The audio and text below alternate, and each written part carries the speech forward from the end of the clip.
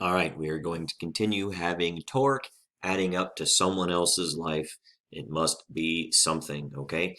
So another very typical type of torque question will be very similar to things we did early in the year when we had two weights hanging from one pulley and we had to get a mass hole to figure out what the A hole is, and we said we could calculate the tension in the rope by isolating one of the masses.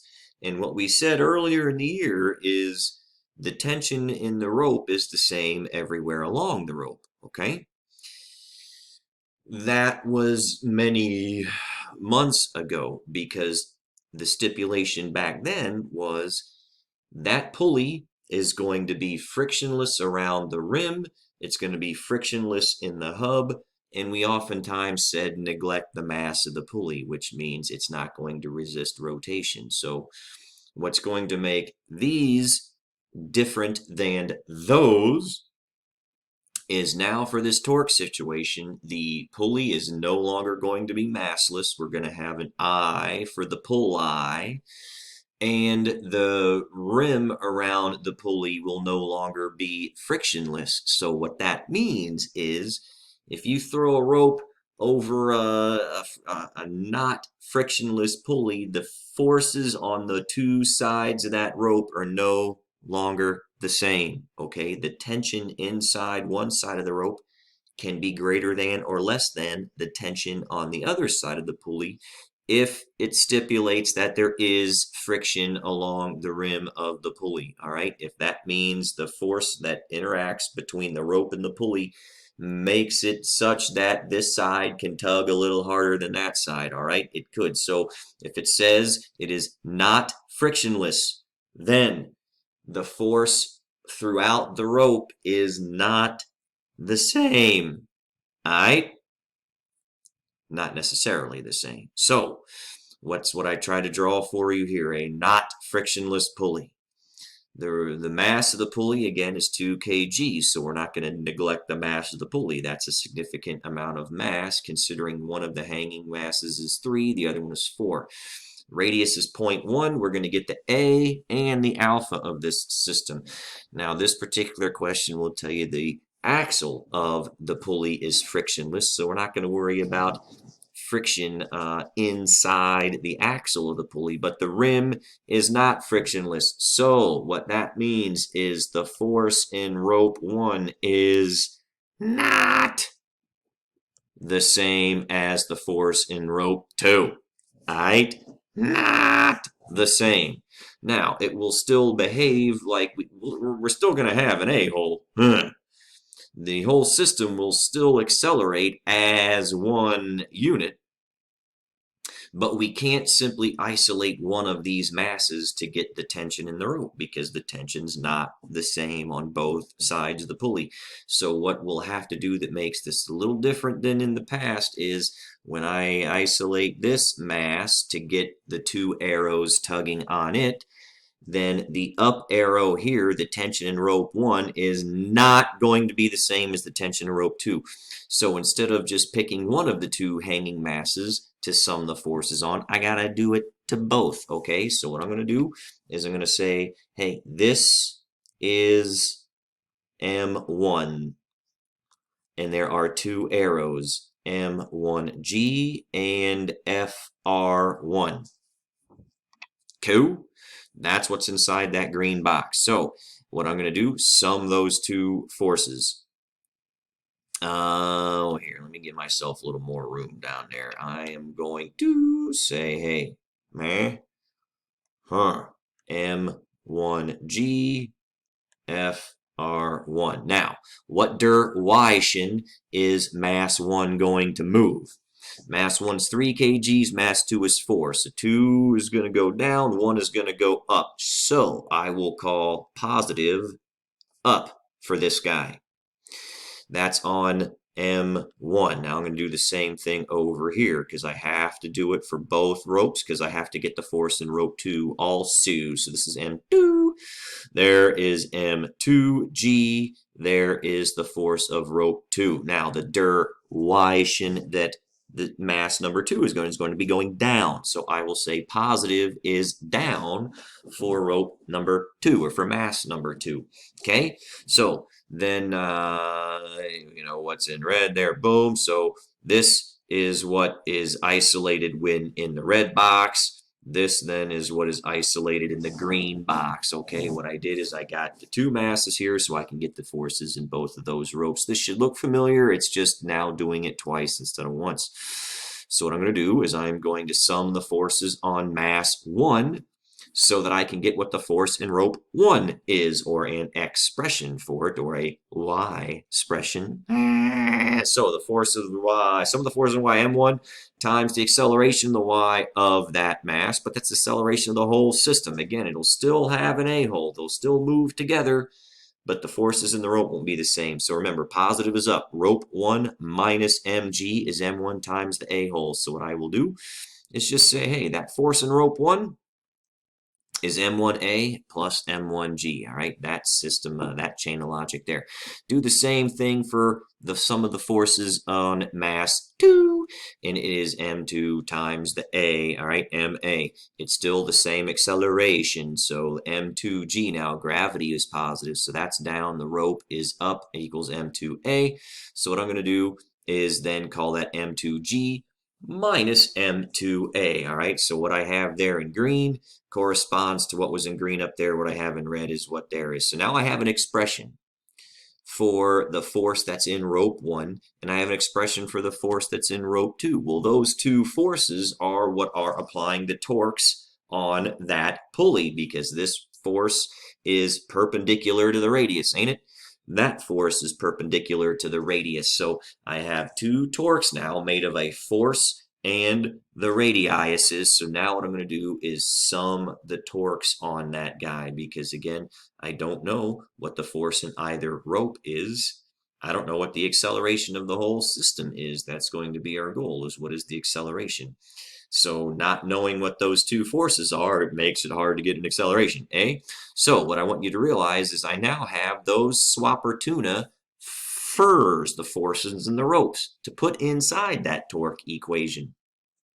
Whenever you sum torques, remember you have to pick an axis of rotation. For this y example, that's going to be the axis of rotation right there, okay? It's going to sum the torques around the center mass of a solid pulley, okay? And so this is what we have. Sum of the torques around that triangle. The torque in rope 2 minus the torque in rope 1. Remember, rope 2 has the heavier mass, so that will be the direction it moves. Rope 1 has the lighter mass. That will be the one opposing motion. So that's why I called it positive compared to negative, even though it's clockwise, counterclockwise. I'm just saying the direction of motion is now positive. So the torque that is in the direction of motion will be the positive one. That equals the I of the center mass of the pulley times alpha. Okay, those two torques add up to give you that. The torques are made up of two things: the force in the rope times the radius. All right, so the force in the rope times the radius, that's what the torque in rope 2 is. The force in the rope times the radius, the force of 1 is. The I of the center mass of a pulley, it's a solid cylinder or a solid disc. So the I is 1/2 mr squared. All right, that's that. And then there's the alpha. That's easy. So do you see what I did with force rope 2? That expression that's in red there, M2G minus M2 of the A-hole. That's the force in rope 2 gotten from right there. And I will put where force in rope 1 is, that expression that was right there, okay? So there's force rope 2 times its radius. There's force rope 1 times its radius. It equals 1/2 times the mass of the pulley. Now it's r squared alpha. I will do the exact same thing this time that I did last time with that r squared alpha. I'm going to rewrite it as an r alpha, because that second r alpha, that r alpha, well, that's an A, and our goal for this particular SI, we're going to figure out what the A of the whole system is. We're finding our A-hole.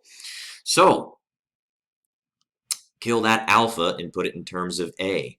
So what I now have is that M2G, this again is the force in rope 1 times its radius minus the force in rope 2, or my backwards there, force in rope 2. Yeah, that's the force in rope 2 times its radius.